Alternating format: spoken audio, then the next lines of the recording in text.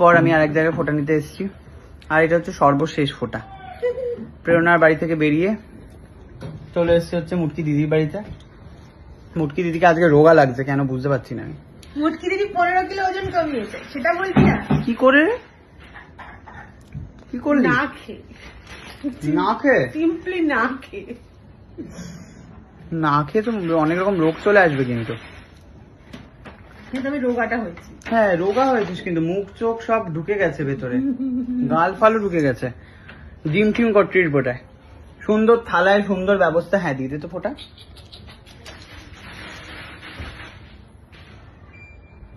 চুলটা সকালবেলায় যখন বেরিয়েছিলাম সুন্দর ফোলা ছিল, আস্তে আস্তে চাপতে চাপতে পুরো তেল চিটা হয়ে গেছে হেলমেট পরে পরে।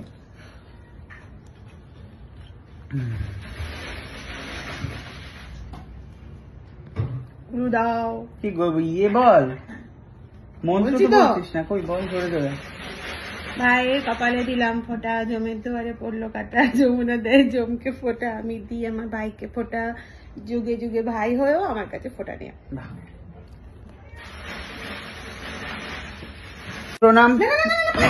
আমি এখনো ভগবানের জায়গা নিতে পারি। বাবা হয়ে গেছে প্রণাম অলরেডি। বলছি যে ইয়ে দে, কোথায় গেল রে আমার ব্যাগ? কোথায় গো? হ্যাঁ দাও তো, খুঁজে পাচ্ছি না ব্যাগটা। মানে এসে চোখ বন্ধ করে বস, নো গিফট পলিসি। চোখ বন্ধ করে বস এখানে। তোর পছন্দের রং কি বলতো, কি হতে পারে? সাদা। চোখ বন্ধ করে এবারে, চোখ বন্ধ কর। বাহাতে দিলাম বাপু। সুন্দর হয়েছে কিন্তু এটা খুলে দেখ বিষয়টা। নো গিফট পলিসি ছিল। ঠিক আছে খুলে দেখ না শাড়িটা একবার। শাড়ি কি মনে হচ্ছে এটা চুড়িদারের পিস? আরে বাহ, এই সত্যি সামনে ব্লাউজ পিস আছে শুধু। সত্যি সুন্দর, খুব সুন্দর দেখতে। পছন্দ হয়েছে? দারুণ শাড়িটা বাবা। এটা তো আমি as soon as possible বানিয়ে পরবো। এত জড়ি দিয়েছি, জড়ি যখন ওর পছন্দ নয়, সাদা নেই। আমি বুড়িদের শাড়ি পর, আমি সাদাই পরি। ইভেন এটা ভীষণ সুন্দর। এটা কটনের শাড়ি, তুই পরতেও পারবি আরাম করে। আমি কেন গিফট দিচ্ছি?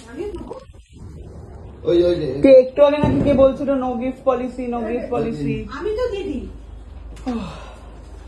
গিফট দিয়েছে।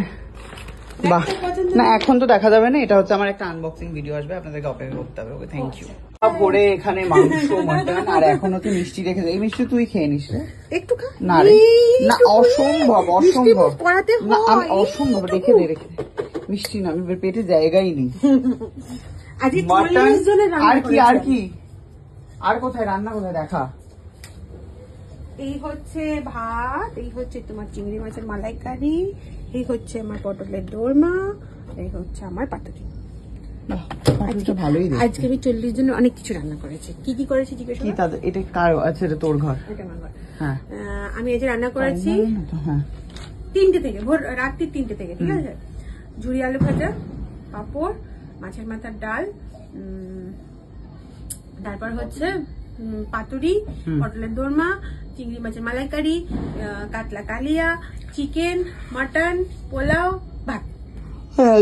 এমনই অবস্থা, পেটে জায়গা মোটে নেই। কত বিরিয়ানি চারিদিকে। এগুলো রান্না করে না কে? না এটা কিনে, বিরিয়ানিটা আমি তোর জন্য কিনে আনলাম। এত আমি ভাবলাম এত দুটো বিরিয়ানি কিনে এনেছিস তুই ভাই? ভাবলাম ইন্ডিয়ান খাবার খাই, যদি বিরিয়ানিটাও দুটোই দেবো ভেবেছিলাম।